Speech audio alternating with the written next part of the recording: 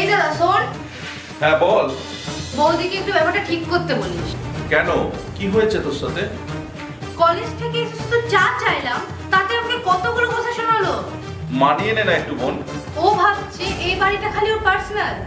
সংসারটা তো নিজেদের, একটু মানিয়ে নে আর একটু নিজেও কাজ কর। এই শোন দাদা, বৌদির হয়ে কথা বলতে আসিস না। দেখ, সম্পর্কটা ঠিক কর। তোদের দুজনের মধ্যে সম্পর্কটা সবসময় সাববেজির মতো কেন রে? The next day.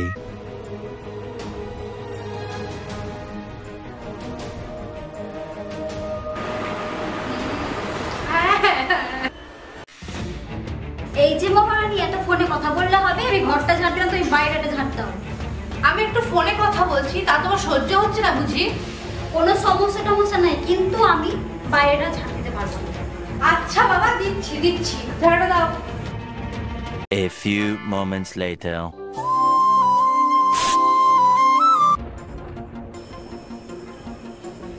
বসো বসো। আয় আয় সায়নী আয়। না না বল। বলছিলাম যে দেখ, আমরা একই বাড়িতে থাকি, আর তোরও তো এখনো বিয়ে হয়নি। তো তাতে কি? আরে বাবা, তোমরা দুজনে ননদ আর বৌদি, একটু মিলেমিশে থাকলে হয় না দুই বোনের মতো? ওর সাথে অসহ্য মেনে নেওয়া। আরে বাবা, ওরম করো না তোমরা আর। তুই যখন বলছিস তাহলে ঠিক আছে। কই তোর হাতটা দে, তোমার হাতটা দাও।